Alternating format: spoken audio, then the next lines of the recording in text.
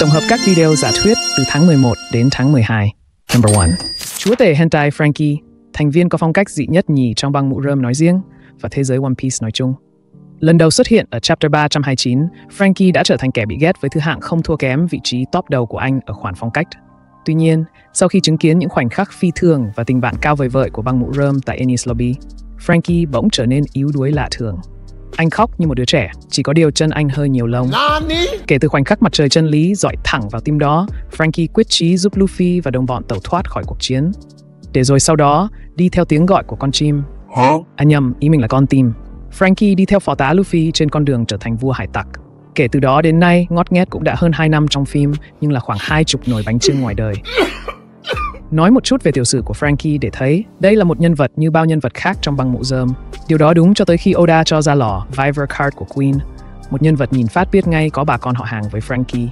Oda gần như đã tiết lộ rằng tên mập địt này hóa ra lại là tía của Franky. Hãy cùng One Piece Discovery đi chi tiết vào gợi ý về sự thật oái âm này, để xem có cú lừa nào ở đây không nhé. Đầu tiên, nói một chút về màn ra mắt độc giả của Queen. Là thành viên thích chơi thuốc nhất bằng bách thú, ý mình ở đây là thuốc độc lây lan. Queen nổi lên như một trong những đối thủ khó chơi mà Sanji phải bỏ túi ở Arc Wano Quốc, một arc chỉ dành cho các anh em thích đi sở thú ngắm khủng long và các loài động vật. Sau khi bị Sanji cho lên bờ xuống ruộng và bại trận, Queen trở lại một lần nữa ở cuối Arc Wano. Lần này, hắn may mắn được bò điên lục ngưu hút cho ít mỡ giảm cân miễn phí, và kể từ đó đến nay dường như bạch vô âm tính. Lan man một chút về Queen, chúng ta quay trở lại với Viver Card mà mới đây Oda cung cấp về tên này. Gần như Thánh đã tiết lộ rằng hắn là tía của Franky. Tất nhiên, Oda không nói toẹt rằng hai hentai fan này có quan hệ cha con, nhưng về cơ bản, mọi thông tin về họ đều khớp nhau. Điều này gợi ý rằng Queen có thể là thành viên đời đầu của hội những người bỏ con trong thế giới One Piece.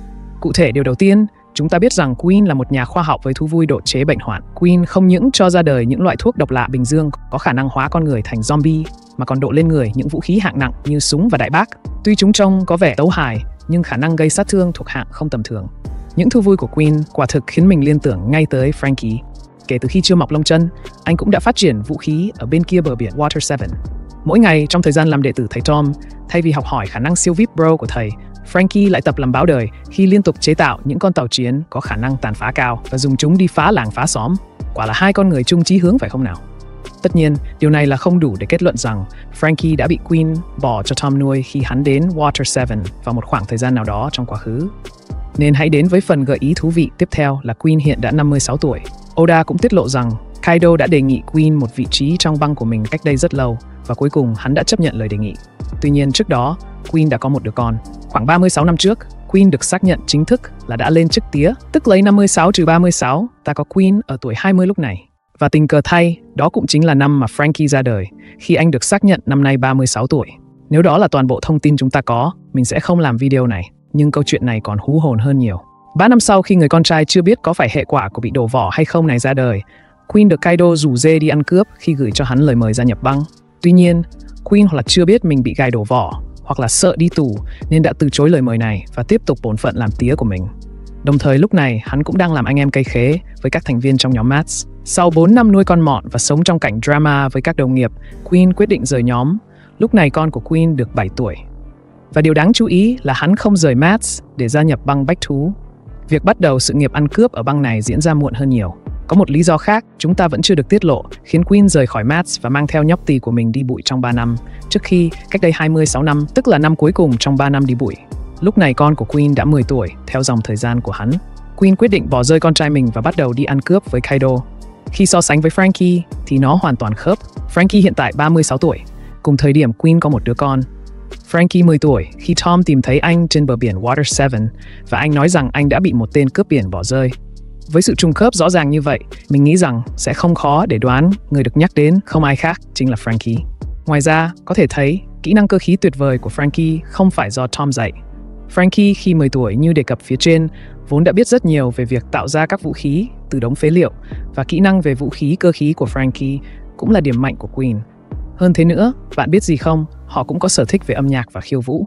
Với Franky thì nó được thể hiện khá nhiều lần trong các bữa tiệc của băng mũ rơm. Khi ở mode nghiêm túc thì như một lãng tử cầm cây đàn ngồi hòa tấu với Brook. Nhưng khi bật chế độ bay thì lắc mông không thua gì các dân chơi trong club. Cả hai đều là những nhân vật cực kỳ lầy lội và thường được mô tả là những kẻ biến thái. Cụ thể trong lần đầu xuất hiện thì King đã nựng yêu Queen là tên biến thái, Và đó như một lời nhắc nhở cho độc giả rằng Frankie chính thức có anh em cây khế tại thời điểm này. Vì như đã thấy, cứ mỗi khi có ai đó nhắc tới cụm từ này là như một thói quen, Frankie luôn mặc định có người đang gọi mình. Điều đó cũng cho thấy nếu không có dòng máu huyết thống, chắc nhiều người cũng vẫn sẽ cho rằng họ xứng đáng là anh em của nhau mà thôi. Chưa hết, cả hai còn có điểm chung ngoại hình do một thú vui tương đồng là không ngừng nâng cấp cơ thể để trở nên to lớn hơn. Và điều chí mạng nhất là họ thậm chí còn có cùng nhóm máu, chính xác là nhóm XF, nhóm máu hiếm thứ hai trong thế giới One Piece, chỉ sau nhóm máu F của Fisher Tiger, một nhóm máu hiếm đến mức mà không ai trong băng hải tặc của ông có thể truyền máu cho ông ấy, khiến vị huyền thoại này phải lên bàn thờ ngắm gà khỏa thân. Với những điều mà mình đã liệt kê bên trên, mặc dù không có tuyên bố rõ ràng nào từ Oda nói rằng Queen là cha của Frankie, nhưng đó chắc hẳn không phải một cú lừa đến từ vị trí của mangaka kiêm tổ trưởng tổ quay xe này. Hy vọng là như vậy. Cũng cần lưu ý thêm, chúng ta không phải lúc nào cũng phải được tác giả cung cấp thông tin để rút ra mối liên hệ, và trường hợp này cũng không phải là ngoại lệ. Mình tin Queen bệnh dịch thực sự là tía của Frankie. Bạn nghĩ sao về mối quan hệ giữa hai thanh niên hentai này? Number 2. One Piece manga dường như đã tiết lộ một manh mối đáng kinh ngạc về sức mạnh thật sự của vương quốc cổ đại. Một bí mật khó tin có thể chính là nguyên nhân gây ra sự sụp đổ của nó, và sức mạnh thật sự của Joy Boy có liên quan mật thiết đến bí mật đó. Với việc người khổng lồ sắt cuối cùng đã trỗi dậy từ đống đổ nát của đảo Egghead, để rồi sau đó hy sinh bản thân mở đường cho Joy Boy thời đại mới an toàn trốn thoát bằng cách không ai ngờ tới và khiến không ít độc giả sửng sốt, tung Haki bá vương từ một sợi dây thắt lưng. Vâng, bạn không nghe nhầm đâu. Thứ mà tưởng chừng như chỉ được các bậc phụ huynh dùng mỗi khi đám trẻ trâu ở nhà bật mod lì lợm, thì lại được dùng để tích trữ một trong những loại Haki đáng sợ nhất của bộ truyện là Haki bá vương. Từ đoạn hội thoại giữa Joy Boy và Elmeth, tên của robot cổ đại, chúng ta có thể thấy Joy Boy có mối liên kết sâu sắc với robot huyền thoại này. Và One Piece vẫn còn rất nhiều bí ẩn to lớn mà chúng ta vẫn chưa được khám phá. Đặc biệt là bí ẩn về loại công nghệ cổ đại được dùng để lưu trữ thứ Haki được xem là hiếm có khó tìm này. Trước khi chúng ta bước vào những suy đoán về danh tính và nguồn sức mạnh cung cấp cho người khổng lồ sắt, hãy quay trở lại quá khứ. Bởi vì mặc dù chúng ta từ lâu đã nghĩ rằng Joy Boy là vua hoặc một người lãnh đạo nào đó của vương quốc cổ đại, có thể bạn vẫn sẽ ngạc nhiên khi nghe ý kiến của mình rằng ông ấy không chỉ là một vị vua mà còn là một điều gì đó lớn lao hơn nhiều. Cụ thể, mình sẽ nêu ra tất cả các mối liên kết mà Joy Boy có với các sinh vật khổng lồ mà chúng ta đã thấy xuyên suốt câu chuyện. Điều này khiến Joy Boy gần như là vua của những sinh vật khổng lồ. Và chúng ta hãy bắt đầu với sinh vật lớn nhất trong số đó, Zunisha. Từ cuối Arc Wano, chúng ta đã biết rằng Joy Boy có mối quan hệ mật thiết với voi khổng lồ Zunisha. Đó là bởi vì ngay khi Luffy lần đầu tiên thức tỉnh trái ác quỷ của mình, Zunisha đã thay lời tác giả tiết lộ rằng Luffy chính là Joy Boy và nhân vật huyền thoại này đã quay trở lại. Ngoài ra, ở chapter 1040, tân shogun của Wano, Momonosuke, sau khi trò chuyện với Zunisha cũng xác nhận rằng chú voi này từng là bạn đồng hành của Joy Boy. Hơn nữa, từ cuộc trò chuyện của Momo với Yamato, chúng ta cũng biết rằng Zunisha bị buộc phải đi bộ trên trái đất vì một tội ác cổ xưa mà nó đã phạm phải vào 800 năm trước. Và kể từ khi Arc Wano kết thúc, dường như việc phá bỏ biên giới của đất nước Wano thực chất là một phần trong mệnh lệnh đã được đưa ra từ rất lâu rồi. Và đó là lý do tại sao mình nghĩ rằng câu chuyện này thật sự rất thú vị, bởi sâu bên trong còn rất nhiều những bí ẩn hấp dẫn. Tuy nhiên, đó không phải là sinh vật có kích thước của một hòn đảo duy nhất có mối liên hệ rõ ràng với Joy Boy, vì chúng ta cũng biết rằng tất cả các vua biển thực sự cũng được cho là sẽ giúp Joy Boy thực hiện lời hứa của mình với cư dân đảo người cá bằng cách đưa con tàu khổng lồ Noah lên mặt nước. Chúng cũng đã nhắc đến hai vị vua sẽ gặp nhau trong tương lai, có thể đó là Luffy và công chúa tiên cá Shirahoshi. Như vậy, chúng ta đã thấy hai loài sinh vật khổng lồ đứng về phía Joy Boy. Giờ đây, khi chúng ta thấy người khổng lồ sắt cũng trỗi dậy và nhắc đến tên Joy Boy, chúng ta lại càng có thêm bằng chứng về việc Joy Boy và có lẽ giờ đây là cả Luffy mang trong mình khả năng điều khiển những sinh vật lớn nhất và huyền thoại nhất trong One Piece. Quay trở lại với người khổng lồ sắt. Khi hình dáng khổng lồ này trỗi dậy từ đống đổ nát của đảo Egghead, chỉ có một câu đơn giản được nói: "Xin lỗi Joy Boy." Chúng ta sẽ khám phá những bí mật tuyệt vời mà câu thoại này mang lại. Nhưng trước tiên, rõ ràng, đây lại là một mối liên hệ khác giữa Joy Boy và một sinh vật khổng lồ. Lần này là một robot hùng mạnh khổng lồ. Thực ra, chúng ta đã có một chút gợi ý về mối liên hệ này, bởi dường như nó tỉnh dậy khi Luffy chuyển sang dạng Gear 5. Có vẻ như khi nó nghe được nhịp đập của trái tim Luffy, những tiếng trống của sự giải phóng, nó nhận được sức mạnh để trỗi dậy lần nữa, như một bóng đèn bắt đầu tỏa sáng sau khi công tắc nguồn được bật. Và tất cả những mối liên hệ với những sinh vật khổng lồ này khiến mình suy nghĩ rất nhiều về ý nghĩa của nó. Liệu có sự liên kết nào với vương quốc cổ đại và quá khứ của Joy Boy? Một điều mà chúng ta chắc chắn biết được là vương quốc cổ đại có một nền văn minh tiên tiến với khả năng công nghệ thực sự đáng kinh ngạc. Mình biết nhiều bạn đã ngạc nhiên trước những tiến bộ công nghệ điên rồ trên đảo Egghead. Có quá nhiều thứ hay ho để nói về chúng, nhưng tạm gác lại nó. Giờ mình muốn đưa bạn trở lại dự án nghiên cứu khoa học chính đầu tiên mà chúng ta được giới thiệu ở phần hậu time skip của câu chuyện để xem có chút manh mối gì không nhé. Trong trường hợp bạn quên, ở Arc Punk Hazard, Caesar Clown, gã có giọng cười gợi đòn nhất bộ truyện. Và là một trong những người anh em cây khế với Vegapunk đã nghiên cứu cách biến con người bình thường thành người khổng lồ. Đây được gọi là thí nghiệm khổng lồ hóa. Ban đầu có thể bạn không nghĩ rằng điều này sẽ quan trọng trong tương lai, nhưng chúng ta phải thừa nhận rằng khổng lồ hóa đã đóng vai trò trong hầu hết các arc chính kể từ đó. Sau đó, chúng ta biết rằng Big Mom đã tự mình tài trợ cho nghiên cứu của Caesar Clown để rồi bị hắn cho leo cây. Ngay cả Tứ Hoàng Kaido cũng có vai trò quan trọng trong toàn bộ sự việc này bằng việc mua về những quái vật khổng lồ được biết đến với cái tên Number. Tuy mang danh là quái vật, nhưng đám này lại có đầu óc ngu si, chỉ có tứ chi là phát triển. Và chúng ta cũng biết rằng chính phủ thế giới từ lâu đã khao khát có khả năng tạo ra một đội quân người khổng lồ.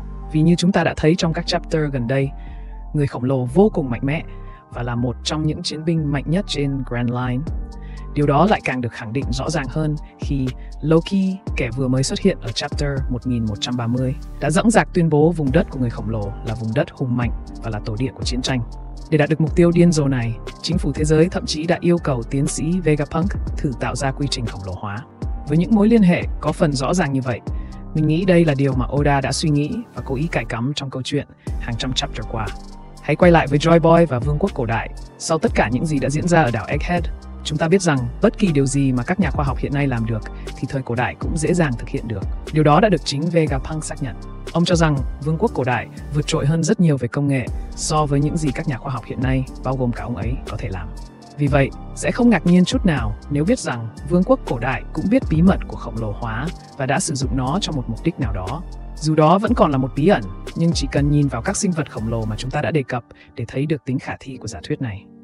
Đặc biệt hơn, tất cả chúng đều ít nhiều có liên hệ trực tiếp đến Joy Boy, từ voi khổng lồ Zunisha, công chúa tiên cá Shirahoshi, người đại diện cho Poseidon, con thuyền khổng lồ Noah, đến các vũ khí cổ đại như Pluton đang nằm dưới Wano hay chưa xuất hiện là Uranus, thứ cũng có hình dáng khổng lồ ngang bằng cả một hòn đảo, đã được ngầm xác nhận là được dùng để xóa sổ đảo Lulusia, và vua biển cũng vậy.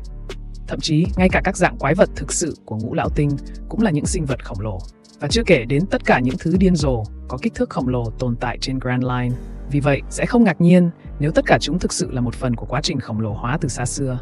Hơn nữa, chúng ta cũng cần đặt câu hỏi, liệu đó có phải là cách mà người khổng lồ ban đầu được tạo ra hay không? Hoặc có thể thậm chí là một giống lai như tộc Buccaneer, một chủng tộc có kích thước nằm giữa kích thước một người bình thường và một người khổng lồ, cũng có thể là sản phẩm của quá trình này. Ngoài ra, với sức mạnh của trái Nika, chính Luffy cũng có thể hóa thân thành một phiên bản khổng lồ của chính mình. Mình tự hỏi, liệu đây có phải là nguồn cảm hứng ban đầu cho quá trình khổng lồ hóa của chính phủ hay không? Điểm mấu chốt ở đây là nếu điều này là sự thật, sẽ rất hợp lý khi Joy Boy đứng đầu tất cả những sinh vật khổng lồ này. Và đó có thể là lý do vương quốc cổ đại trở nên mạnh mẽ và vô đối trong thời kỳ của họ. Nhưng nếu tất cả điều này là sự thật, nó cũng đặt ra câu hỏi, làm thế nào mà họ lại bị đánh bại? Thật tuyệt khi theo mình câu trả lời rất có thể nằm ngay trong chapter 1111. Khi mà Robot Elmet đã hoàn toàn tỉnh dậy, chúng ta có thể khẳng định rằng nó thực sự được cung cấp năng lượng bởi nhịp đập của Luffy, tiếng trống của sự giải phóng. Vì vậy, không quá xa vời để nói rằng nhịp tim của Luffy cũng rất có thể là nguyên liệu, hoặc chính bản thân nó đã là ngọn lửa mẹ vĩnh cửu huyền thoại mà Vegapunk và chính phủ thế giới đã cố gắng tái tạo từ rất lâu. Thật lòng mà nói, việc biến nhịp tim thành nguồn năng lượng siêu đẳng là một ý tưởng vô cùng sáng tạo của Oda, nhưng cũng là một điều vô cùng rủi ro đối với bất kỳ ai phụ thuộc vào nó để duy trì toàn bộ công nghệ của mình.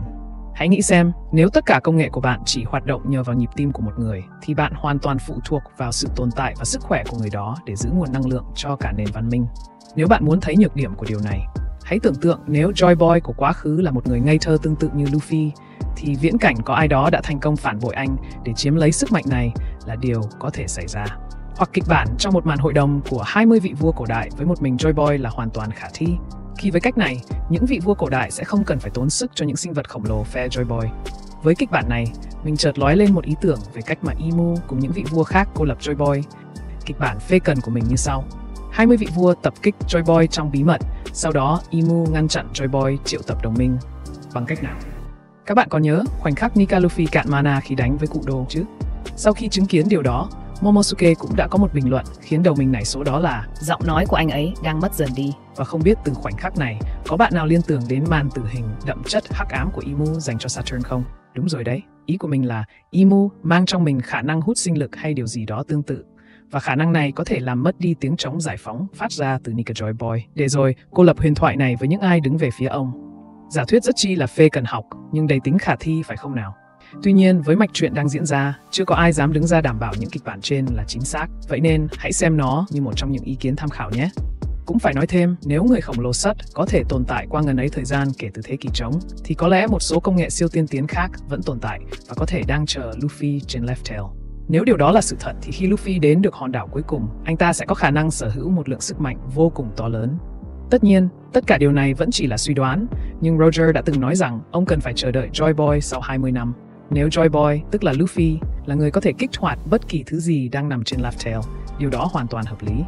Và còn một điều là mình băn khoăn kể từ chapter 1067 là bằng cách nào mà người khổng lồ sắt lại tỉnh dậy cách đây 200 năm và có thể tấn công Marijoa. Thật sự, làm sao chuyện này có thể xảy ra được nhỉ? Ý mình là, nếu chúng ta được dẫn dắt để giả định như trong trường hợp của người khổng lồ sắt rằng anh ta có ý thức riêng và tự mình tấn công Marijoa thì việc này là hợp lý. Nhưng vấn đề là chúng ta cũng đang được dẫn dắt để tin rằng con robot này vận hành nhờ vào tiếng trống của sự giải phóng, thì điều đó có nghĩa là phải có ai đó đã thực sự thức tỉnh trái Nika vào thời điểm đó. Và thật bất ngờ, thắc mắc này gần như được sáng tỏ khi tại chapter 1130, một trái ác quỷ huyền thoại đã được hé lộ là được bảo vệ và lưu truyền giữa các đời hoàng tộc tại Elbaf. Vâng, ý của mình là Nika chính là trái ác quỷ huyền thoại được nhắc đến. Và kịch bản giải thích cho màn tỉnh giấc của robot Elmeth chính là cựu vương Harold vì quá tò mò. Thay vì tiếp tục với nhiệm vụ cất giữ và bảo vệ trái huyền thoại, đã ăn và rồi với sức mạnh không hề tầm thường của mình đã có thể thức tỉnh trái Nika, để rồi bị chính con trai mình sát hại vì muốn chiếm đoạt trái ác quỷ huyền thoại này. Nhưng một lẽ dĩ nhiên là Loki không thể chiếm được nó, bởi theo một nguyên tắc bất di bất dịch là trái ác quỷ sẽ tái sinh tại một trái cây bất kỳ gần đó sau khi chủ nhân hiện tại của nó đi xa. Và khoảnh khắc Luffy Nika thức tỉnh tại Wano cũng đã quá đủ để chứng minh điều đó. Mình không nghĩ Loki có khả năng hấp thụ sức mạnh trái ác quỷ tương tự như Rodan, bởi nó sẽ làm cho khả năng bí ẩn này trở nên có phần đại trà. Nhưng liệu Loki có lầm tưởng một trái ác quỷ khác là trái Nika? Câu trả lời có lẽ là hoàn toàn khả thi, và có lẽ thứ năng lực này cũng có phần tương đồng với năng lực của Nika. Điều đó đã khiến hắn trở nên tự tin và dõng dạc, tuyên bố mình là thần mặt trời trước mặt Luffy. Thành thật mà nói, ai mà biết được, có quá nhiều điều để suy đoán phải không nào? Hiện tại, chúng ta chỉ có thể chắc chắn rằng câu trả lời cho những giả thuyết trên thực sự quan trọng, bởi nó sẽ quyết khá nhiều đến diễn biến tiếp theo của toàn bộ câu chuyện. Hy vọng chúng ta sẽ sớm có được đáp án từ Oda về những thắc mắc này. Trên đây là giả thuyết của One Piece Discovery về việc Joy Boy là vua của những sinh vật khổng lồ và lý do vương quốc hùng mạnh này sụp đổ. Number 3. Bạn biết gì không? Buggy chính là cục cưng một thời của Oda đó.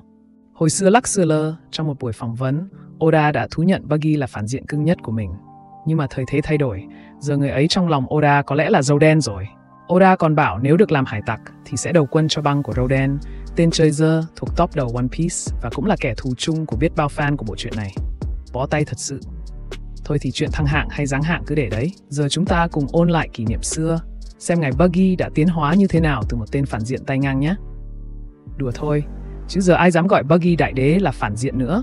Ông hoàng hài hước này giờ đã lên hương thành huyền thoại sống rồi. Quay về thời trẻ trâu ở thị trấn Orange Town xem, ông là phản diện chính hiệu đầu tiên được Oda Sensei ưu ái dùng cách tô bóng mờ ám để miêu tả đấy. Tuy lúc đó, cách thể hiện này còn sơ khai, nhưng so với mấy tên lính quen như núi tặc Higuma hay thuyền trưởng Morgan thì ngầu hơn hẳn. Mấy anh kia chỉ được lên hình kiểu toàn thân đơn giản thôi, còn Buggy thì được nhá hàng y như mấy ông tứ hoàng hay mấy nhân vật máu mặt như Loki sau này. Thế mới thấy Oda Sensei đã nhắm Buggy cho vai diễn lớn từ lâu rồi. Cao tay thật sự. Và bạn biết không, Buggy đã từng được Oda cho ngồi chung mâm với Shanks ngay từ những trang truyện đầu tiên rồi đấy. Cụ thể, nếu bạn đọc các tập chính thức của One Piece thay vì đợi đến chapter 9, bạn sẽ bắt gặp hình ảnh Buggy chiếm trệ ngồi chém gió với Shanks ngay từ chapter 7, chính xác là ở trang cuối cùng của chapter này. Nhìn vào cái cách Oda thể hiện trong ảnh, quả thực nó khiến mình phải nhìn nhận Buggy đang ở cùng một tầm cỡ với Shanks. Và đến khi Luffy gặp Buggy ở thị trấn Orange Town, cảm giác như là thôi rồi, Luffy của chúng ta sắp phải đối mặt với ai đó mạnh như Shanks. Điều này không ổn chút nào. Không chỉ vậy, mà còn là một đối thủ tàn ác hơn nhiều. Sự tàn ác của ngài được thể hiện khi Buggy trừng phạt một thành viên của băng bằng cách nhấc người đó lên không trung và cho nổ tan tành bằng một quả Buggy Ball ngay vào mặt. Đây là hành động tàn bạo đến mức trong anime đã quyết định kiểm duyệt lại. Thay vào đó, thành viên kia van xin mạng sống và Buggy tha mạng cho anh ta. Tuy nhiên, thậm chí phiên bản này cũng chỉ là một phiên bản giảm nhẹ so với ý tưởng ban đầu của Oda về Buggy. Ban đầu, tên của anh là Buggy và anh được định hình giống như Joker về cả tính cách lẫn thẩm mỹ, với một thiết kế gần giống với phim điện ảnh hơn. Và điều này rõ ràng không phù hợp với thế giới One Piece, nên thiết kế của Buggy được làm cho có chút tính hoạt hình hơn. Nhưng trong những chương đầu, ở Orange Town, không thể nhầm lẫn rằng nhân vật chúng ta đọc vẫn là Buggy, và phải mất một thời gian Buggy mới phát triển ra khỏi hình ảnh trùm tội phạm sát nhân. Bạn có để ý đại đế Buggy và mắt diều hâu Mihawk có tận 3 điểm chung bá đạo không? Thứ nhất, cả hai đều là cặp bài trùng trong Cross Guild. Thứ hai, cả hai anh đại đều từng oanh tạc trong Thất Vũ Hải. Và đỉnh nhất là cả hai đều từng bón hành ngập mồm cho anh Zoro nhà ta. Cái lúc mà Buggy xử đẹp Zoro ấy, mình kiểu ôi thật không thể tin được. Bạn có thể bĩu môi chê là chơi bẩn, chơi xấu gì đó. Nhưng mà đây là thế giới hải tặc muôn màu muôn vẻ, chứ có phải sàn đấu võ thuật đâu. Anh hùng hào hán gì ở đây, mưu mẹo một tí mới là chân lý. Buggy đâm lén Zoro một cái, Luffy nổi đoá lên mắng. Đâm lén sau lưng, đúng là hèn hạ, đồ mũi cà chua. Lúc đó Luffy còn non lắm, chưa thấm nhuần tư tưởng hải tặc chính hiệu đâu. Mấy chục năm sau quãng thời gian bị dòng đời nói chung và Katakuri nói riêng và sấp mặt, trong lúc đánh nhau, Luffy lại nói một câu ngược lại. Trong chiến đấu giữa hải tặc làm gì có chuyện chơi bẩn, tại tôi né không được thôi. Thế mới thấy, ở chương 9 của manga, Buggy đúng là một trùm cuối khó nhằn ra phết. Mà nói về động cơ của Buggy lúc đó thì có vẻ như nó hơi đơn giản. Ngài ấy muốn thống trị Grand Line cơ mà. Mà tại sao lại muốn thống trị ư? Thì để ôm trọn kho báu chứ sao? Tất cả kho báu trên thế giới, ta sẽ có nó và không ai khác có được. Ngài Buggy đã tuyên bố như vậy đấy. Thực ra mà nói, cái ước mơ nhỏ nhoi của Buggy nghe chán ỏm phải không? Chẳng có gì hấp dẫn hay cool ngầu cho một tên phản diện cả. Chắc tại hồi đó, Buggy chỉ là nhân vật ít nổi bật, nên Oda Sensei chưa đầu tư nhiều đất diễn cho lắm. Ngài ấy chỉ được tạo ra để làm nền cho cái ý tưởng về kho báu thôi. Hồi đó, One Piece còn đơn giản, mỗi arc chỉ xoay quanh một ý tưởng chính. Còn ở thị trấn Orange thì ý tưởng đó chính là kho báu. Ở đây ta thấy Luffy trân quý chiếc mũ rơm của mình như báu vật. Chú chó Chocho thì coi đồ ăn của chủ là niềm hạnh phúc. Còn thị trưởng Boodle thì xem cả thị trấn là gia tài. Ai cũng có một vật quý riêng trong lòng. Còn Buggy thì truyền thống hơn, chỉ thích vàng bạc, châu báu lấp lánh. Ngày ấy còn chảnh chọe tuyên bố thẳng thừng. Ta chỉ quan tâm đến vàng bạc. Và chê bai thị trấn Orange là kho báu cho mối mọt, một nơi sập sệ, chẳng có gì đáng giá trong mắt ngài cả. Nhưng mà nè, mọi chuyện bùng nổ hẳn khi bí mật động trời về mối quan hệ giữa Buggy và Shanks được vén màn. Ôi chao, hóa ra ngài Buggy cũng có động lực ra trò đấy chứ. Càng soi kỹ lại thì càng thấy hợp lý, nhất là khi bạn đào sâu vào câu chuyện của Buggy và thấy ổng đã từng trông mong vào Shanks nhiều đến thế nào, để rồi Shanks lại phũ phàng cho leo cây. May mắn là Oda Sensei đã thêm chi tiết này vào, nếu không Buggy đã biến mất khỏi One Piece từ lâu rồi, làm sao có thể trở thành huyền thoại sống như ngày hôm nay. Dù vậy, ở thị trấn Orange thì Buggy vẫn là một kẻ khó lường với tính cách tưng tửng khó đỡ. Giờ nhìn lại, ai mà tưởng tượng nổi ngài Buggy hiền lành, dễ thương như bây giờ từng là một tên máu lạnh, khát máu đến mức cứ vài trang là giết người chứ. Tiếp tục chuỗi những cái nhất, Buggy còn là nhân vật đầu tiên có hẳn một cover story xịn sò cho riêng mình. Nhờ vậy mà sau này, các phản diện đã thất bại trước Luffy cũng được lên sóng với những câu chuyện cười ra nước mắt, rồi biến hình thành những nhân vật phụ mặn mà hơn hẳn. Câu chuyện của Buggy thì toàn những pha tấu hài như kiểu rượt đuổi một con chim để có một bữa ăn thịnh soạn với những chiếc dao nĩa nhìn có phần ngoại cỡ so với hình dáng chibi của Buggy lúc này. Nhưng mà, có một phân đoạn mình để ý thấy hay ho phết, đó là khi Buggy lạc trôi đến đảo của Gaimon. Chắc bạn còn nhớ Gaimon cuồng kho báu đến mức nào, cày cuốc tận 20 năm trời để săn lùng kho báu, cuối cùng lại nhận ra mấy cái dương toàn là đồ bỏ. Thế nên, khi Gaimon và Buggy bắt sóng thành bạn thì đúng là cảnh tượng lịch sử. Hai con nghiện của cải va vào nhau trong hoàn cảnh éo le, rồi cùng nhau vượt khó. Cuối cùng, ngài Buggy cũng ngộ ra chân lý, kho báu không phải là tất cả, để rồi quyết định ra khơi tìm lại đồng đội cũ, những người mà giờ đây ngài nhìn nhận với một cái nhìn mới, đúng là một cú lột xác ngoạn mục. Giống như Nami vậy, dù vẫn tham tiền, nhưng cô nàng đã biết trân trọng những thứ quan trọng hơn trong cuộc sống. Buggy cũng thế, sau chuyến phiêu lưu kỳ thú, ngài ấy đã người lớn hơn hẳn. Nhưng mà đừng vội mừng, Buggy vẫn chưa hoàn lương đâu nhé. Ngài ấy còn tái xuất giang hồ ở Loggertown và suýt chút nữa thì xử đẹp Luffy, thành tích mà chưa nhân vật phản diện nào sau đó làm được ngoại trừ thầy Đô. Nhưng mà, đó cũng là lần cuối mình coi Buggy là phản diện. Buồn cười là lúc đó One Piece mới chỉ nhích được một tí của chặng đường thôi. Ngài Buggy còn làm mưa làm gió dài dài. Một điều mà khiến One Piece chất như nước cất là nhờ cái thế giới trong truyện nó thật kinh khủng. Mỗi nhân vật đều có hoài bão riêng, phấn đấu không ngừng, ai cũng là nhân vật chính trong câu chuyện của đời mình, cứ thế mà song hành cùng Luffy. Mà nói về khoản này thì Buggy ăn đứt khối người nhé. Ngài ấy đi bút cùng Luffy từ những ngày đầu thanh xuân của One Piece, rồi cả hai cứ thế mà lên level song song. Luffy càng nổi tiếng thì Buggy cũng lừng lẫy không kém. Và có một khoảnh khắc tuyệt vời sau Impel Down, nơi một sĩ quan hải quân báo cáo rằng chúng tôi đã xác định được hai kẻ cầm đầu từ video truyền hình của nhà tù. Họ là thuyền trưởng hải tặc mũ rơm Luffy và Hey Buggy.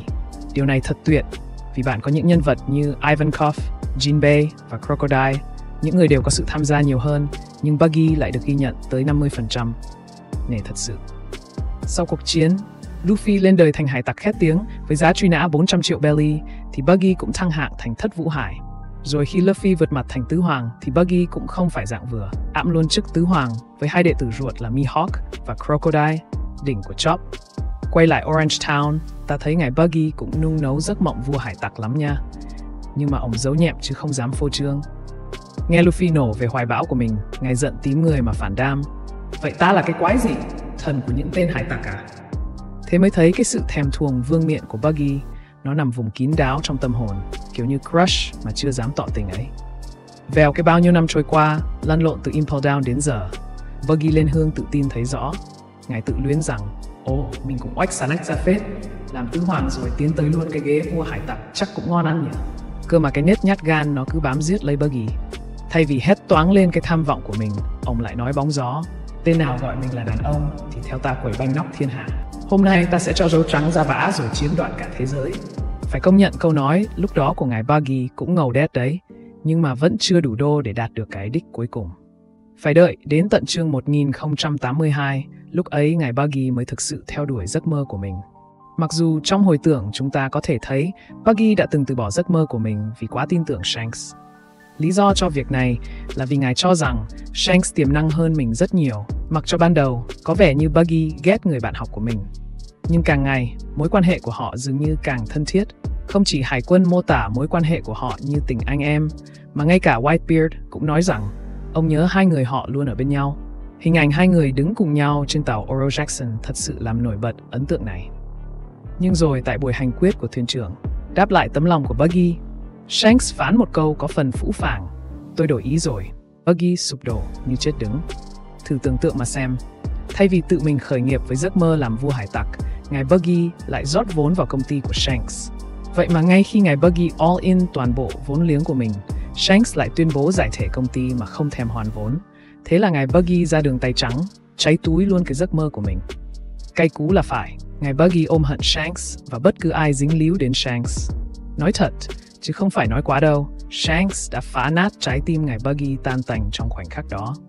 Ấy vậy mà đến chương 1082, khi nghe tin Shanks có động thái đi tìm One Piece, cái điều mà ngài Buggy hóng hớt bấy lâu nay, ngài liền phán một câu như để hạ cơn giận của mình. Mặc kệ hắn, do số phận hay do tai nạn gì đó thì giờ ta cũng ngang hàng với hắn rồi. Nếu hắn làm được thì ta cũng làm vua hải tặc cho mà xem. À mà nhắc đến cái thời ngài Buggy còn tung hoành ngang dọc trong băng Roger, ta cũng không thể xem nhẹ những bài học nhớ đời mà ông thu thập được khi ăn dầm nằm dề với mấy tay huyền thoại kia đâu nha. Thậm chí, có khi ông còn được chính ông thầy sau này của Luffy kèm cặp nữa đấy. Tuy ngài Buggy không có cửa so với mấy đồng đội khác trong băng về khoản võ biển, nhưng mà ông cũng không phải dạng vừa đâu.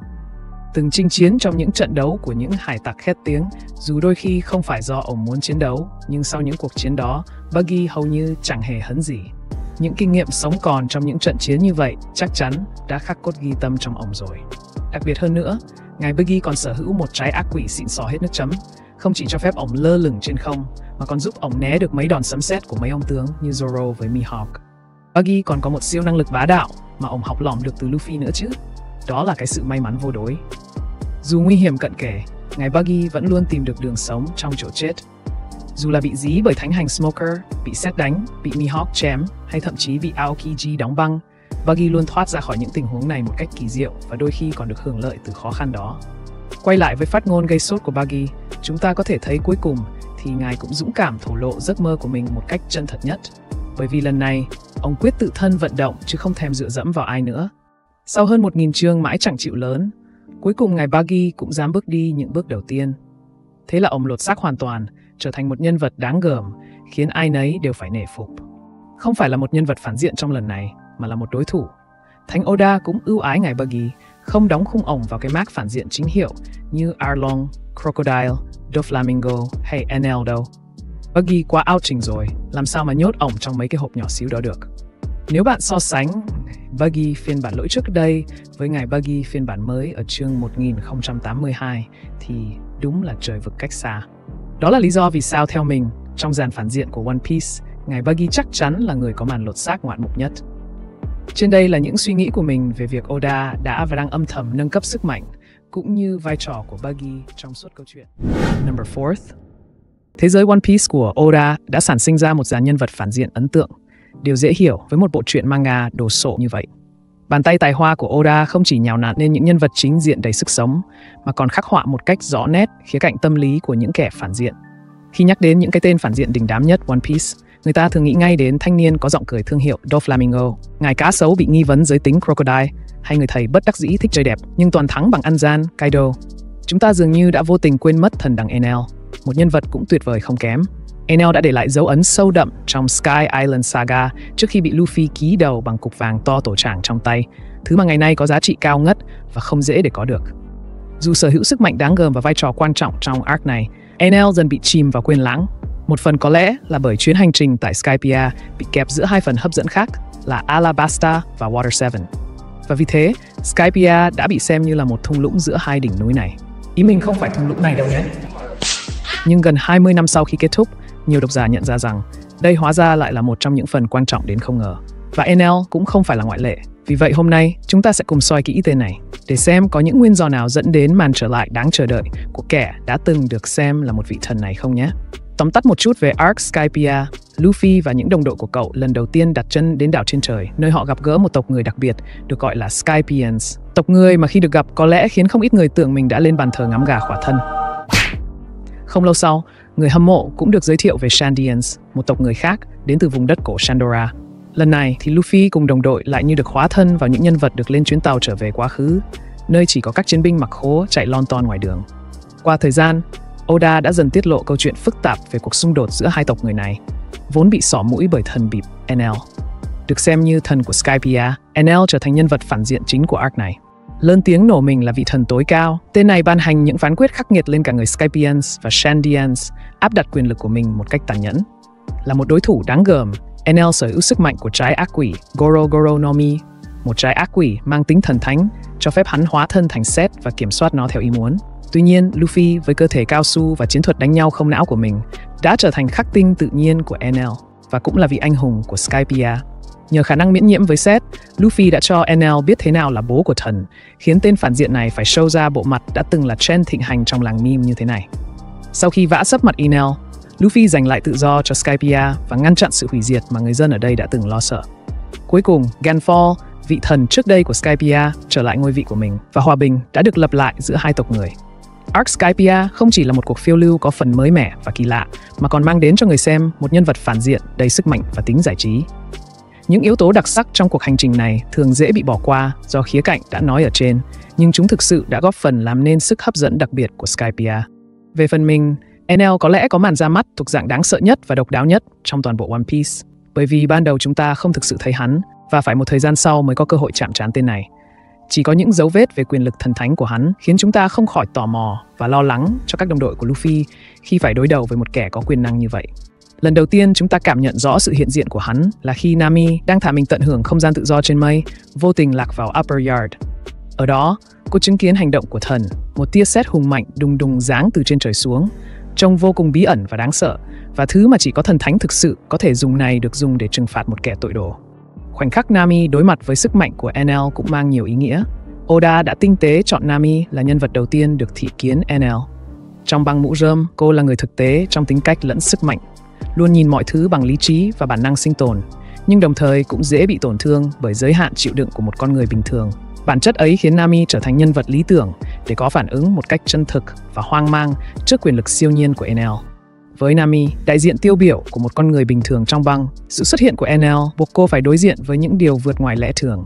Chính khoảnh khắc ấy đã để lại trong lòng chúng ta một ấn tượng khó phai khi một người bình thường phải đối mặt với điều gì đó vượt xa sự hiểu biết của họ. Sau khi trải qua cú sốc kinh hoàng ở Upper Yard, Nami trở về với đồng đội trong trạng thái đái ra quần và đã tin rằng thần thánh có thể thật sự tồn tại.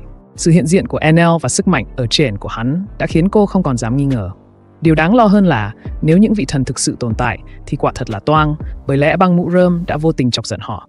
Nami đã nghe một trong các đệ của Enel gọi băng mũ rơm là những kẻ xâm nhập bất hợp pháp, đồng nghĩa với việc giờ đây cả đám đã trở thành kẻ thù của các vị thần, một khái niệm phức tạp và sẽ trở thành chủ đề quan trọng xuyên suốt hành trình của họ sau này. Oda đã khéo léo xây dựng Enel như một nhân vật thần thánh tách biệt khỏi mọi kẻ địch từng bị Luffy ký đầu trước đây. Những tên này dù nguy hiểm nhưng vẫn là con người, là sinh vật có thể bị tiêu diệt. Nhưng Enel lại xuất hiện ảo ma Canada như một thực thể siêu nhiên, không chỉ có quyền năng vượt trội mà còn mang đến cảm giác sợ hãi, giống như đi đường gặp ma vậy. Ngay từ hình ảnh đầu tiên của hắn, Oda đã làm nổi bật sự bí ẩn qua cách vẽ phảng phất hình dáng con người, nhưng lại tạo cảm giác kỳ quái như một thực thể ngoài hành tinh. Không phải ma đầu đỏ, cũng chẳng phải ma đầu đen, chỉ có một sự hiện diện khó hiểu, làm tăng thêm nỗi sợ hãi mà hắn mang đến. Như thể Enel không đơn thuần là một con người, mà là hiện thân của một sức mạnh siêu nhiên không ai có thể nắm bắt hay chống lại. Nhưng ngạc nhiên thay, khi chúng ta gặp Enel, hắn trông cũng không khác một thanh niên trẻ trâu bình thường là mấy. Khuôn mặt thì lộ rõ là một kẻ đàn ông ngạo mạn, tự mãn và nổ đôm đốp rằng mình là một vị thần sinh ra để cai trị mọi thứ. Hình mẫu này dễ khiến người ta liên tưởng đến bọn quý tộc thế giới, ý mình là những tên khốn nạn tiêu biểu như này đây. Bởi Enel không chỉ đại diện cho quyền lực tàn bạo, mà còn là một phiên bản thu nhỏ của chính phủ thế giới. Một số người có thể thấy khó so sánh Enel với quý tộc thế giới vì sức mạnh vượt trội của hắn nhờ trái ác quỷ Loya cho phép hắn biến thành và điều khiển sấm sét, trích điện vào mông bất kỳ ai hắn muốn. Nhưng thực tế, bản chất của họ không khác biệt nhiều. Cũng giống như Enel có thể trừng phạt người khác một cách cá nhân, quý tộc thế giới có thể triệu tập 3 đô đốc hải quân chỉ vì có kẻ lỡ nhìn hay vô tình đụng phải, dù chỉ là cái móng chân của chúng. Và quyền lực này có vẻ còn tàn bạo hơn cả Enel. Đặc biệt là cả Enel và quý tộc thế giới đều mang trong mình niềm tin rằng họ không thể bị chạm tới. Quý tộc thế giới tự xem mình như những đấng tối cao, không ai dám làm tổn thương họ. Chúng xem thường người khác đến mức ngoan cố đội cả cái nồi cơm điện to tổ bố trên đầu chỉ để không phải hít chung bầu không khí với người thường. Còn Enel thì xem mình như độc cô cầu bại nhờ năng lực Logia bá đạo của hắn. Nhưng trùng hợp là khi đối mặt với Luffy, cả hai đều ăn đấm không trượt phát nào. Cơ thể cao su của Luffy là khắc tinh của sấm sét, biến anh trở thành kẻ thù của các vị thần, khiến Enel rơi vào tình thế oái oăm. Trong cuộc chạm trán này, Enel không còn là kẻ bất khả chiến bại, mà chỉ còn là một gã ngáo quyền lực hoàn toàn vô hại trước sức mạnh có phần thực tế của Luffy. Thế nên, Enel vừa là kẻ phản diện đáng sợ nhất mà chúng ta từng gặp, vừa là một trong những kẻ yếu sinh lý nhất khi đối diện với Luffy. Thay vì chứng kiến một vị thần bất khả chiến bại, chúng ta lại thấy Enel dễ dàng bị đập cho ra bã. Đây là khoảnh khắc mà One Piece đã ưu tiên mục tiêu ý tưởng hơn là xây dựng hình tượng phản diện, để nhấn mạnh rằng sức mạnh thực sự không nằm ở quyền lực thần thánh, mà ở những giá trị con người và lòng can đảm dám chống lại những kẻ tự cho mình là thần thánh. Có lẽ với nhiều người, Enel thật khó để hiểu ngay từ lần đầu tiên, vì Skypiea là một arc chỉ thực sự tỏa sáng khi đặt vào bối cảnh rộng lớn của câu chuyện One Piece sau này. Ví dụ, ý tưởng tuyệt vời về Enel như một vị thần pha ke bị đánh bại bởi Luffy, người mang sức mạnh thần mặt trời hàng real, chỉ thực sự được làm rõ và đẩy lên cao trào khi ta đến Arc Wano. Nhiều đoạn thoại trong Skypiea giờ đây cũng mang ý nghĩa hoàn toàn khác. Như trong trận chiến cuối cùng, Luffy đã nói: Hòn đảo trên trời này thật tuyệt vời, nhưng tên điên nhà ngươi lại làm thời tiết trở nên bão bùng như vậy. Tên sấm sét khốn nạn. Lần đầu đọc, câu nói này nghe rất Luffy khi cu cậu thường quăng hết những vấn đề nghiêm trọng thành một điều phiền toái mang tính cá nhân. Nhưng khi đọc lại sau Arc Wano, câu nói đó nghe như thể chính là tuyên bố của thần mặt trời rằng ai cho một tên thần thánh pha ke như ngươi phá hỏng không khí và lấy đi ánh sáng ở đây hả? Tránh ra cho ánh sáng mặt trời của bố thể hiện. Mình sẽ không đi quá xa vào diễn biến tổng thể của Skypiea. Tất cả những diễn biến và tình huống được kể trên với mục đích cho thấy vai trò của Enel và những gì hắn đại diện, điều mà đã trở nên nhiều ý nghĩa hơn khi chúng ta nhìn lại qua một bối cảnh rộng lớn. Enel, một tên thần pha ke ngạo mạn, chính là kẻ mở ra câu chuyện về sự đối đầu giữa sức mạnh ba xảo và hàng real thực sự, một chủ đề quan trọng xuyên suốt cuộc hành trình của Luffy và băng mũ rơm cho đến hiện tại. Đào mộ một chút về Enel ở Skypiea vậy có lẽ đã đủ. Giờ hãy cùng mình tìm hiểu xem Enel trong các tập cover story mà Oda ưu ái dành cho thanh niên này có gì để đào tiếp không nhé. Trong arc Skypiea, động lực của Enel lúc đầu dường như khó hiểu. Anh ta trích vào mông bất cứ ai dám chống lại mình và thỉnh thoảng hành động chỉ theo ý thích, tạo ra hình ảnh của một thần độc tài và tự mãn. Tuy nhiên, Enel không phải là một nhân vật thiếu định hướng. Hắn bị ám ảnh bởi khái niệm Verth, một mảnh đất quý giá mà người Skypian tìm thấy sau khi một phần của đảo Jaya bắn lên trời và trở thành Upper Yard. Với Enel, Verth không chỉ là một vùng đất mới mà là biểu tượng cho những gì cao cả hơn. Tầm nhìn của hắn không chỉ dừng lại ở Upper Yard mà hướng thẳng tới mặt trăng, thứ mà hắn gọi là Fairy Verth. Vì lý tưởng mang tầm vũ trụ này, Enel đã bắt cả quân đội của vị thần thực sự ở Skypia, trước đây là Ganfall, phải làm nô lệ, xây dựng Ark Maxim, một con tàu độ có thể bay của một dân chơi chính hiệu khi được bọc hoàn toàn bằng vàng và bay bằng sức mạnh sấm sét. Ngay sau khi bị Luffy đập cho ra bã, hắn tự mình lên đường đến Fairyverse. Mặc dù người hâm mộ nghĩ rằng đây là dấu chấm hết cho nhân vật Enel, Oda đã hé lộ vai trò của hắn trên mặt trăng qua những câu chuyện cover story vô cùng gây tò mò và không thiếu phần kịch tính, nơi Enel tiếp tục hành trình của mình và để lại dấu ấn sâu sắc trên Fairyverse. Khi đến mặt trăng, Enel đã đụng độ với Space Pirates và gặp gỡ các automata cổ xưa. Thay vì xin phép cắm cờ đánh dấu lãnh thổ như các anh phi hành gia hay làm, hắn lại nổi hứng anh hùng cứu người ngoài hành tinh khi ra tay bảo vệ chúng khỏi thuyền trưởng Spacey của bọn Space Pirates. Trong lúc cố gắng phá hủy thành phố cổ nơi đây, Enel vô tình khôi phục lại sự huy hoàng của nó và đồng thời cứu các automata. Chính từ đó, Enel biết được một phần nguồn gốc của mình và chấp nhận đội quân automata làm lực lượng để từ ruột của riêng mình, một lần nữa trở thành đại ca với sức mạnh to lớn.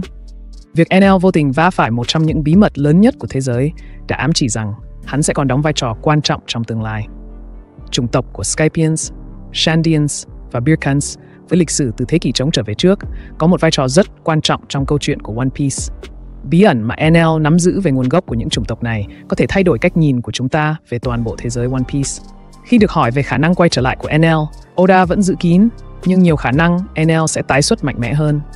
Nhưng tất nhiên sẽ chỉ mang vai trò kẻ cung cấp những thông tin lịch sử và có lẽ sẽ không phải là kẻ ngáng đường Luffy như đã từng.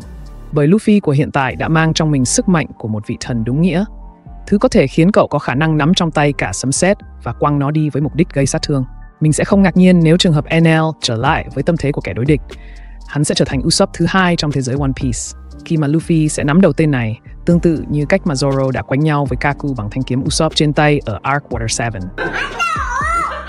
Trở lại với vai trò của Enel ở phần cuối câu chuyện, một sự thật đau lòng là One Piece đang tiến dần đến hồi kết, và đây chính là lúc Oda sẽ ngưng giấu như mèo giấu cứt những bí ẩn lớn nhất mà ông đã dày công xây dựng qua các arc.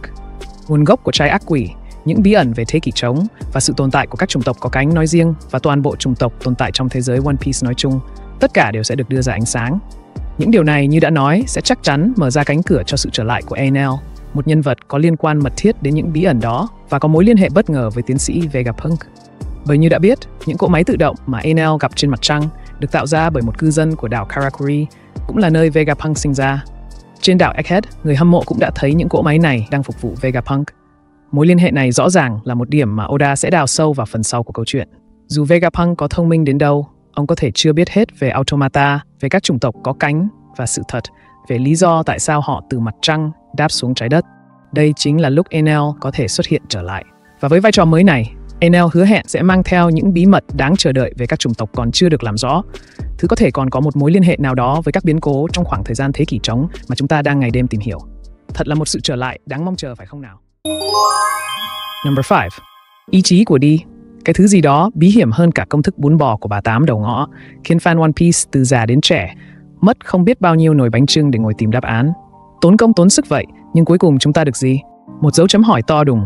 Nhìn mà thấy tức, nhưng cũng chỉ biết mang cục đi tròn. May mắn thay, phần vì không muốn anh em phân tích ra đi lạc như Zoro, phần vì vẫn muốn tăng doanh số bán dép, phục vụ các hóm gia ngồi đợi đáp án. Thánh Oda lâu lâu lại nhá hàng cho fan chút manh mối liên quan đến thứ ý chí thời ông cố ông tổ này. Trong số đó phải kể đến là màn kích động chém gió của bác sĩ Kureha, một trong những bô lão của thế giới One Piece ở thời điểm hiện tại. Lời kích động đó cụ thể như sau. Vậy là nó vẫn sống, ý chí của Đi. Lời thì thầm ngắn gọn xúc tích nhưng khó hiểu này khiến các giáo sư tiến sĩ ngành chém gió đứng ngồi không yên, để rồi cho ra hàng loạt các giả thuyết hay ho, nhưng đâu đó vẫn có chút mùi của đó như Đi là viết tắt của chữ Dawn, hoặc nó là nụ cười trước khi đi xa của Roger, Odin và Luffy. Thậm chí có thể là chữ cái đầu của cái tên Davy Jones, một thanh niên mắc bệnh lâu năm mà giấu trong phim cướp biển vùng Caribe khi tự rạch lấy trái tim ra để trở thành ma đi bụi trên biển, vân vân và mây mưa. Hầu như mỗi giả thuyết đều có những lý lẽ thuyết phục riêng của nó. Và sau bao ngày lót dép thỉnh giáo những chuyên gia trên thế giới mạng, mình cảm thấy giả thuyết easy đến không ngờ của một YouTuber nước ngoài sau đây có lẽ là lời giải chính xác nhất. Chữ Đi được tạo ra bởi hội anh em cây khế đời đầu với mục đích chứng minh tình bạn giữa họ với nhau. Nghe quen không nhỉ? Đúng rồi.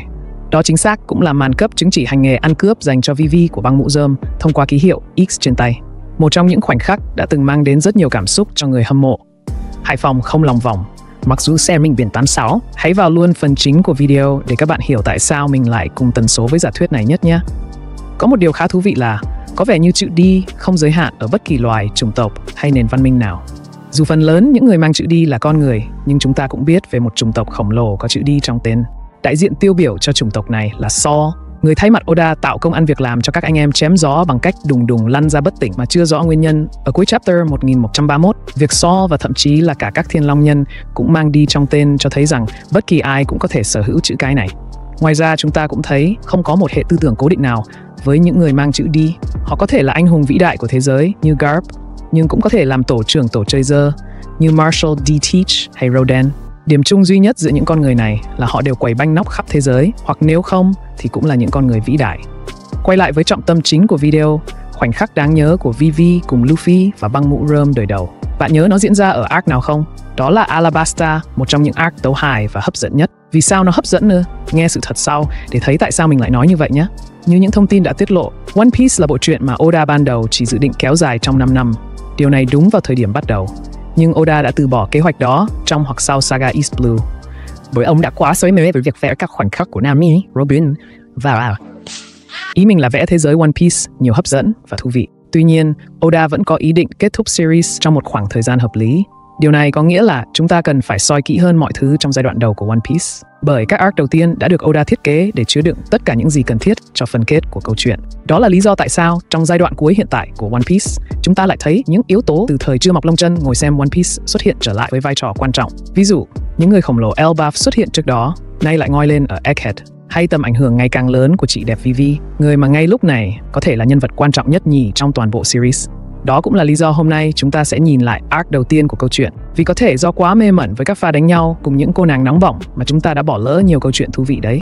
Và mình tin rằng mọi điều cần thiết để giải mã các bí ẩn lớn trong One Piece đều đã được cài cắm từ các arc đầu tiên này. Cụ thể là từ đầu đến cuối arc Skypiea, bao gồm cả chủ đề chính của video hôm nay, ý chí của D.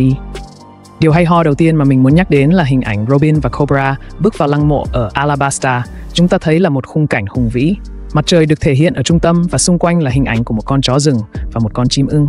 Mặt trời trong trường hợp này tượng trưng cho Alabasta, quốc kỳ của họ mang biểu tượng mặt trời. Chó rừng và chim ưng là những vị thần hộ vệ truyền thống của vương quốc, ngày nay được đại diện bởi Pell và Chaka. Đáng nói hơn, khung cảnh này không phải chỉ là một yếu tố phụ. Oda đã chọn căn phòng này làm nơi Luffy bón hành ngập mồm cho Crocodile vì một lý do rất có chủ đích. Ví dụ, khi Luffy như thường lệ gáy rằng cậu sẽ trở thành vua hải tặc, Luffy được đặt ngay chính giữa căn phòng, chiếm vị trí của mặt trời.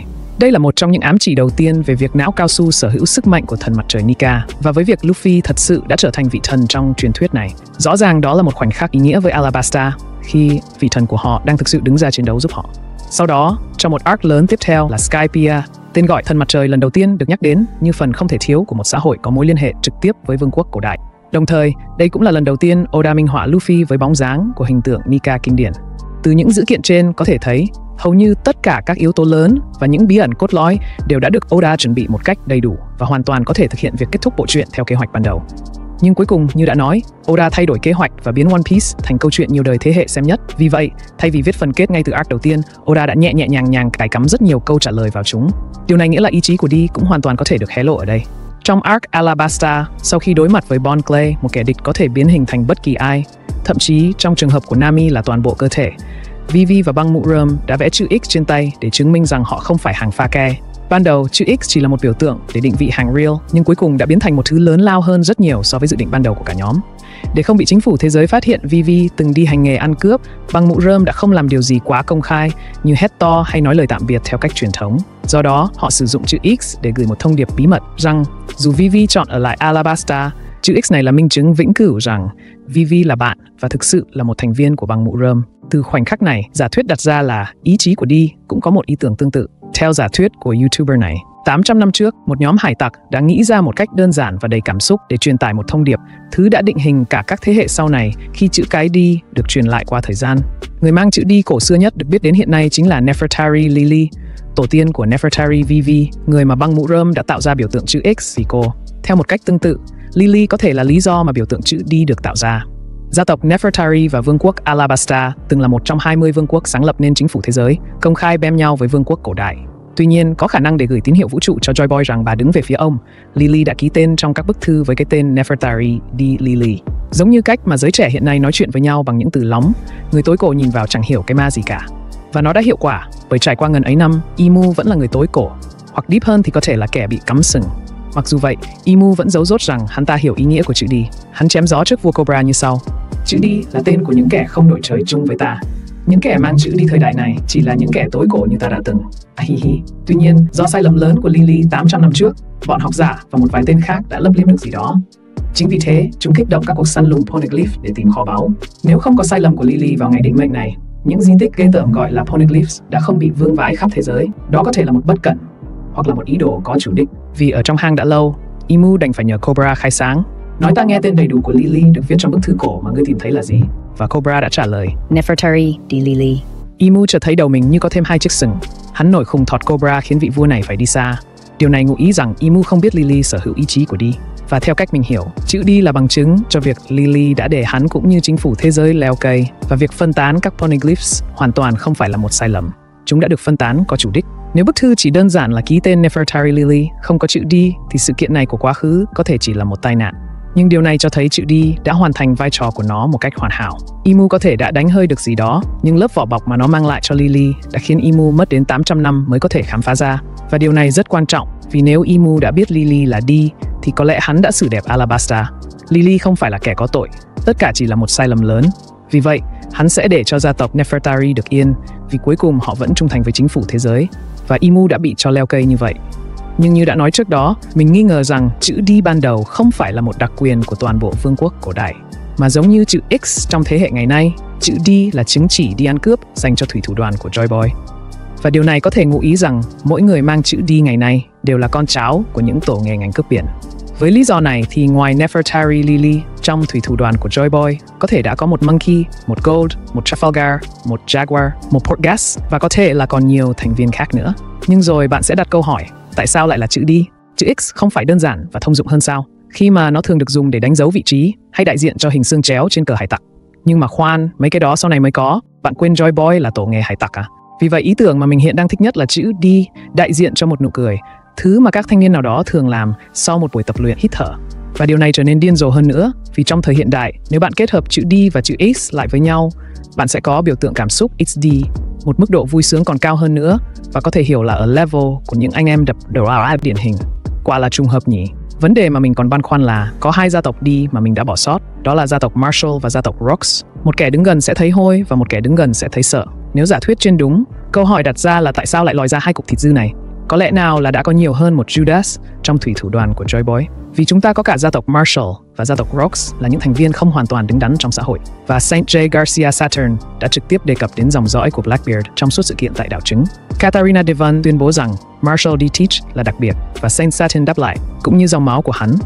Để giải thích cho sự khó hiểu trên, mình nghĩ chúng ta có thể dùng một sự đối lập có phần tương tự là ý chí kế thừa và không kế thừa để giải thích. Đầu tiên, chúng ta có những con người đại diện trong mặt tốt, hay có thể hiểu là những người kế thừa ý chí của Joy Boy, tiêu biểu là Roger và hiện tại là Luffy. Nói về Roger, ông là người có công đầu trong việc kích động các anh em dân thường kế thừa ý chí bỏ nhà đi bụi của mình.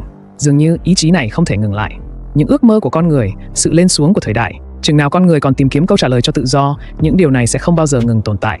Và từ khoảnh khắc của Roger, chúng ta có một lưu ý rằng có vẻ như ý chí kế thừa không chỉ dành riêng cho những kẻ mang đi, nó chỉ là nguồn gốc của mọi sự kế thừa khác. Chúng ta có thể thấy điều này rõ ràng hơn trong mỗi thành viên của băng mũ rơm, khi bản thân họ đều mang trong mình những ý chí và mục tiêu riêng, được truyền lại hoặc có thể là vì một ai đó.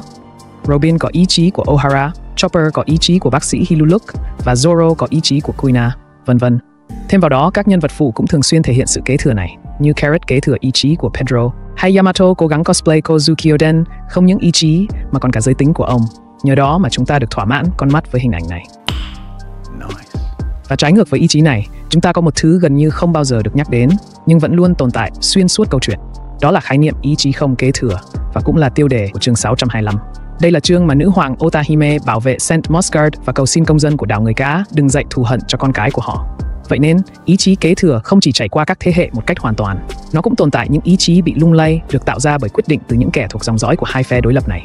Trong trường hợp của Otahime, bà đã thay đổi ý chí kế thừa của Mosgard, một quý tộc thế giới thuộc một trong 20 gia tộc sáng lập. Hành động của bà đã có tác dụng loại bỏ ý chí kế thừa của ông ta.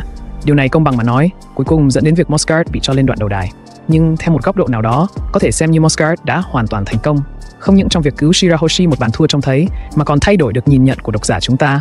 rằng vẫn tồn tại ý chí tốt đẹp bên trong những con người vốn được cho là tà ác này. Và đó là điều mà One Piece muốn nói tới, một cuộc chiến bắt đầu từ thời cổ đại mà Imu nói rằng vẫn chưa kết thúc cho đến ngày nay. Bởi vì những chiến binh có thể đã thay đổi, nhưng cuộc đấu tranh giữa hai dòng ý chí kế thừa chính, hay chính xác là ý chí các thành viên băng hải tặc Joy Boy vẫn không thay đổi. Nghe thì có vẻ phức tạp, nhưng mình nghĩ rằng nó đơn giản hơn rất nhiều. Để một ý chí có sức mạnh đến mức tồn tại suốt 8 thế kỷ, chúng ta không nói về những thứ cao siêu như chính trị hay địa lý vĩ mô. Tất cả những điều đó đều dễ thay đổi và sụp đổ trước sự bào mòn của thời gian. Những gì có thể trường tồn với thời gian thường là những ý tưởng cốt lõi và đơn giản, như thứ mà chúng ta đang bàn hôm nay, tình anh em cái khế. Và giống như Luffy đã nói ở Alabasta khi cậu và cả đội đã đánh dấu trên tay, dù có chuyện gì xảy ra từ đây, cánh tay trái của chúng ta sẽ là dấu hiệu cho tình bạn này. Đây là loại ý chí sẽ tồn tại mãi mãi, bất kể điều gì xảy ra. Và vì vậy, bây giờ, mình chỉ đang kiên nhẫn chờ đợi ngày chúng ta có một cảnh hồi tưởng của Joy Boy nói rằng dù có chuyện gì xảy ra từ đây, tên của chúng ta sẽ luôn mang dấu hiệu của tình bạn này. Number 6. Uros, một trong những member cao to đen hôi số 1 của thế hệ tồi tệ nhất. Với công việc part-time của một thầy tu, tên này cho thấy bản thân là một người có đạo đức nghề nghiệp. Khi bên cạnh công việc sáng gõ mõ chiều đi ba của mình, Uros còn liên tục lặn không thấy mặt trời. Một công việc quan trọng mà Oda giao cho. Kể từ sau lần cầu nguyện trá hình mong Kaido nhảy cho lẹ ở đảo trên trời, tên này dường như bạch vô âm tín. Là thành viên cuối cùng của thế hệ tồi tệ nhất, vẫn còn chưa bị lộ quá nhiều về nguồn gốc gia phả cũng như sức mạnh. Oda cho thấy tên này đang được mình ưu ái cho một vai diễn để đời tại saga cuối cùng. Tất nhiên là vậy, vì hết saga này One Piece còn đâu mà diễn. Là một công dân bỏ nhà đi bụi của đảo trên trời, Uros khả năng cao có mối liên hệ với những bí ẩn lớn của thế giới. Hôm nay hãy cùng One Piece Discovery tìm hiểu kỹ hơn về tên sư nửa mùa này, để xem Oda có thực sự let him cook trong saga cuối cùng này không nhé. Trong hội những người phá làng phá xóm, một tên gọi khác của thế hệ tồi tệ nhất, cái này là mình tự đặt. Cuồng tăng Uros là một nhân vật dù xuất hiện ít nhưng để lại rất nhiều ấn tượng cho người đọc. Một điểm khiến độc giả nhớ mãi là hắn không bao giờ ngừng cười, kể cả khi phải đối mặt với Kizaru. Trong mọi hoàn cảnh, dù là đang bem ai đó hay bị ai đó bem, chúng ta luôn được thấy tên này nhe răng cười. Chính vì thế, nhiều phê cần ra cho rằng tên này được Oda ưu ái vẽ cho bộ nhá có phần hoàn hảo nên mới tự tin khoe nó đến vậy. Riêng bản thân mình cho rằng hợp đồng với hãng kem đánh răng mới chính là nguyên nhân dẫn đến sự tự tin có phần độc lạ Bình Dương này. Tuy là luôn giữ một khuôn mặt gợi đòn xuyên suốt những lần xuất hiện, Uros vẫn có vài lần bất cẩn để quên nụ cười tỏa nắng của mình trước bàn dân thiên hạ. Cụ thể, ta có 2 lần duy nhất mà hắn quên nghĩa vụ của mình là khi nhìn thấy Kaido nhảy tự tử từ đảo trên trời, và một lần khác là khi băng đảng của hắn cập bến đảo Raisin. Hãy nhớ kỹ điều thứ hai này, bởi nó đóng vai trò rất quan trọng trong video của chúng ta hôm nay. Về phần sức mạnh, khác với những nhân vật to xác chỉ để vác chụm nhau trong One Piece, Uros có sức mạnh thuộc dạng không phải người thường, nếu không muốn nói là mạnh bất thường. Tất nhiên là vậy, vì chẳng có người thường nào mà có đôi cánh to tổ trạng phía sau cả. Và nhờ đó, hắn có thừa tố chất để tham gia đi phá làng phá xóm cùng các siêu tân tinh. Ngoài ra, để cho bằng bạn bằng bè với anh em khác trong hội của mình, Uros cũng chơi hệ nạp đồ khi sở hữu trái ác quỷ, cho phép hắn tăng cường sức mạnh và cả kích cỡ cơ thể khi bị ăn đòn. Vâng, bạn không nghe nhầm đâu. Thay vì như bao người khác cứ hễ ăn đập là chạy hoặc né đòn, việc mà thanh niên này làm đầu tiên lại là trơ cái mặt ra cho người ta đấm. Vì sao ư? Như đã nói ở trên, trái ác quỷ của Uros cho phép hắn làm một công việc phản khoa học nhất là lấy sát thương để làm sức mạnh cho bản thân. Hiểu đơn giản là cứ có người đánh hắn thì hắn sẽ càng mạnh. Chắc nghe tới đây, nhiều người đã có câu trả lời cho mình vì sao tên này lại mạnh dạn ký hợp đồng với một hãng kem đánh răng nào đó trong One Piece rồi nhỉ? Tất nhiên, đây chỉ là giả thuyết của mình, đừng lấy đó làm căn cứ mà bem mình trong phần comment nhé. Quay lại với sức mạnh có phần hư cấu của Uros. Thông thường, như đã thấy trong các màn thể hiện ít ỏi của mình, Uros sẽ chỉ sử dụng nắm đấm và các đòn tấn công vật lý bình thường khi đánh nhau với kẻ địch. Vậy nhưng, hắn lại được kể là kẻ đã khiến một trong 4 tư lệnh ngọt của băng Big Mom phải bị thôi việc. Ngay sau khi đạp đổ chén cơm của kẻ thù, hắn đã bị đập cho ra bã bởi Charlotte Cracker, một tư lệnh ngọt và cũng là đồng nghiệp với kẻ bị hắn hạ gục. Tiết lộ này như một cú vả vào mặt những người từng tưởng tên này chỉ là một gã làng nhàng không đủ trình độ bem nhau với Luffy. Và các bạn biết thứ bá cháy bọ chết hơn là gì không? Dù bị thương và đang ở trên địa bàn của Big Mom, nhưng Uros vẫn bày trò thành công. Chắc các bạn vẫn còn nhớ, Luffy cùng đồng đội đã phải chạy đến bắn cả cứt mới tẩu thoát được khỏi vòng vây của Big Mom và thuộc hạ.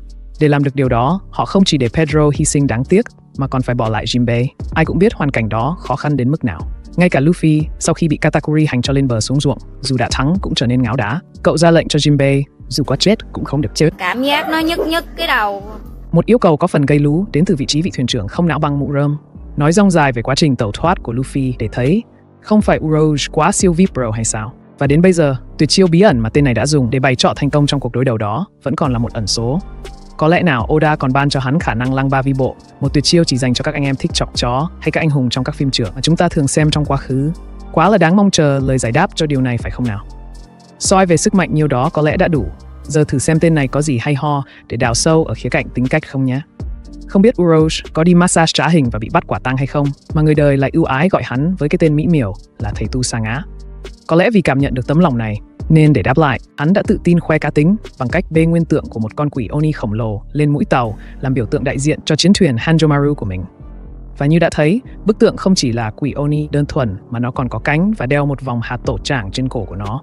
Có vẻ như bức tượng được thiết kế để thể hiện bản chất thật sự của Urosh, một kẻ sa ngã về đức tin, ở đây là đức tin về thần mặt trời, tương tự với hình tượng của thiên thần sa ngã trong thế giới thực mà chúng ta đang sống. Và trùng hợp là hắn cũng có đôi cánh trên vai. Điều này càng được thể hiện mạnh mẽ hơn trong sự sắp đặt, có lẽ là có chủ đích đến từ Oda, khi tên này được chọn là một trong những kẻ may mắn được diện kiến các thanh niên đội nồi cơm điện ở Sao Baudi, cụ thể là tên Saint Charles. Điều ẩn ý mà mình đoán Oda muốn cài cắm ở đây là việc một người có đức tin tiếp xúc với một kẻ tự nhận mình là thần thánh. Và trước mặt một kẻ như vậy, Urosh đã yêu cầu đồng bọn của mình quỳ xuống cho bọn chúng đi qua, chỉ để tránh phải vướng vào rắc rối. Đó dường như là một hành động khó có thể chấp nhận dưới góc độ của một người có đức tin. Nhưng với Urosh, một kẻ được gọi là sa ngã, nó lại là điều bình thường và có thể dễ dàng cho qua. Trong khi đó, Zoro, một đồng đội của não cao su, hay có thể gọi là môn đồ của thần mặt trời trong ngôn ngữ tôn giáo, với phong cách cũng bất cần đời tương tự với Urosh, lại không hề cúi lạy trước bọn thần pha ke đội nồi cơm điện. Thay vào đó, Zoro mém chút nữa đã tiễn tên thần đằng này lên bàn thờ ngắm gà khỏa thân đúng nghĩa, nếu không có sự ngăn chặn kịp thời của bé đẹp Bonnie. Theo một cách hiểu phê cần mà mình có được, hành động của Zoro có lẽ như để đánh thức đức tin sa ngã của Urosh, khiến tên này quay lại với chân lý của đời mình là thần mặt trời. Bàn sâu hơn một chút về đôi cánh trên vai của Urosh, thứ đã khiến các phê cần gia tốn không ít giấy mực về chủng tộc của tên này. Và một giả thuyết nổi trội là Urosh thuộc tộc người Birkan, lý do bởi đôi cánh của hắn trông có vẻ giống với tộc người này nhất. Và Birka cũng là hòn đảo nơi Enel đã sinh ra và là nơi bị hắn phá hủy cách đây 8 năm. Lý do tại sao Birka bị phá hủy có lẽ là vì người Birkan cho rằng Enel chỉ là một thần đằng. Người Birkan đã tin tưởng không lay chuyển vào vị thần nguyên thủy của họ, rất có thể là thần mặt trời Nika. Và McKinley, thành viên của đội cận vệ của thần, lực lượng cảnh sát của Skypiea, đã nói rằng Birka từng có một hiệp sĩ bầu trời mạnh mẽ đến mức có thể quánh lộn với Enel, nhưng cuối cùng chỉ là muỗi đối với hắn. Người này theo mình có thể chính là thầy tu sa ngã Urosh, người đã bị Enel trích điện vào mông và bị đá đít ra khỏi quê hương của mình, trở thành một thầy tu sa ngã đúng nghĩa. Enel có thể là một trong số ít người có khả năng thực sự đánh bại Urosh trong trận chiến, bởi vì nhờ vào khả năng bá đạo của trái ác quỷ hắn sở hữu. Như đã mô tả trong phần đầu của video, để hạ gục Urosh, bạn cần dùng tới tuyệt chiêu một phát ăn ngay. Nếu không, Urosh sẽ đơn giản hấp thụ sát thương và vui vẻ trả lại nó trong tình thương mến thương đi kèm với khuôn mặt gợi đòn của mình. Nếu quả thực là vậy, thì thật thú vị khi sau bao năm bị đá đít khỏi vùng đất quê hương, Urosh cuối cùng lại được trở về nhà tại tân thế giới. Tại sao mình lại nói như vậy? Lý do là bởi đây là hòn đảo đầu tiên mà băng của hắn chạm chân tới khi bắt đầu đi vào nửa sau của đại hải trình này. Nhiều ý kiến cho rằng đảo Raijin thành ra như vậy không phải do khí hậu của nó, mà chính là vì năng lực của Enel. Rất có khả năng, Raijin vốn dĩ là một phần của đảo trên trời, và nó là quê hương của Urosh cùng đồng đội. Trong nỗ lực cuối cùng trước khi bay ra khỏi trái đất, Enel đã khiến một phần của đảo trên trời tách ra và rơi xuống tân thế giới. Mảnh đó chính là đảo Raijin hiện nay. Và lần đầu tiên, nếu không tính lần gặp Kaido, hắn ta đã thực sự tắt nắng khi đặt chân đến đây. Có thể vì Urosh đã hoàn toàn bị Enel đánh bại cả sức mạnh lẫn ý chí. Điều này như làm tăng thêm yếu tố đức tin bị phá vỡ. Urosh có thể đã chiến đấu vì niềm tin của mình và hắn ta đã bị cho leo cây. Thần mặt trời, một phần vì không ma nào báo tin, phần chưa đủ tuổi đi phá làng phá xóm, đã không can thiệp để cứu Birka hay ban phước cho Urosh. Hắn ta không còn lựa chọn nào khác ngoài việc bị đánh gục hoàn toàn bởi sức mạnh của sấm sét, và biến cố này khiến hắn trở thành một nhà sư sa ngã. Và đó cũng là lý do cho hành động hạ mình trước lũ thiên long nhân ở Sabaudi. Bởi vì Urosh đã học được một bài học nhớ đời cho việc đứng lên chống lại những kẻ tự xưng là thần thánh. Bài học là dù chúng có phải là thần hay không, chúng vẫn có thể khiến bạn phải quỳ xuống bằng cách ký vào đầu bạn. Và vì vậy, quan điểm của Urosh có thể đã thay đổi một cách khá mạnh mẽ, thậm chí dẫn hắn ta đi theo hướng hoàn toàn đối lập với Nika. Sau những gì đã thể hiện, câu hỏi cuối cùng mình tự hỏi là liệu Urosh có tạm ngừng công việc ngắm san hô của mình để ngoi lên hít thở không khí không? Ngoài ra, hắn sẽ được lên hình trong bao lâu và đứng về phía nào? Để trả lời cho thắc mắc này, mình đã tham khảo phân tích khá thuyết phục của một YouTuber làm về chủ đề One Piece. Sau đây là giả thuyết của anh ta. Chúng ta hãy đi sâu hơn nữa về nguồn gốc của tộc Birkan, tộc người mà Urosh đang được nghi vấn là một thành viên trong đó. Trước tiên, hãy định nghĩa lại Birka. Bởi vì trong cover story của Enel, chúng ta phát hiện ra rằng thành phố cổ trên mặt trăng mà hắn ta khám phá cũng có tên là Birka. Vì vậy, Birka mà Enel phá hủy có thể được mô tả chính xác hơn là Birka mới, là khu định cư sau khi người dân bầu trời di cư từ mặt trăng. Một trong những lý do mình khăng khăng cho rằng người Birkan có kiến thức về Nika là vì nền văn minh này dường như đã được cung cấp năng lượng bởi Mother Flame hay ngọn lửa mẹ. Điều này thể hiện trong các hình ảnh tượng hình cũng như trong cơ sở hạ tầng của họ, đặc biệt là những thứ máy móc mà Enel đã khởi động bằng cách thay thế bằng điện của mình. họ đã rời khỏi mặt trăng để định cư trên trái đất hiện tại. Vì một lẽ đương nhiên, tài nguyên ở mặt trăng không có cửa để so với vùng đất màu mỡ này. Chắc các bạn còn nhớ có một phân cảnh trong arc Skypiea nơi Luffy, Sanji và Usopp đang khám phá thị trấn trên trời và họ gặp một bức tượng kỳ lạ được làm từ Verth. Cho bạn nào không rõ, Verth theo wiki One Piece được hiểu nghĩa đen là trái đất. Mặc dù thực vật có thể phát triển trên mây đảo, nhưng chúng không thể nảy mầm trong đó. Chính vì thế, Verth là chất có giá trị nhất ở Skypiea.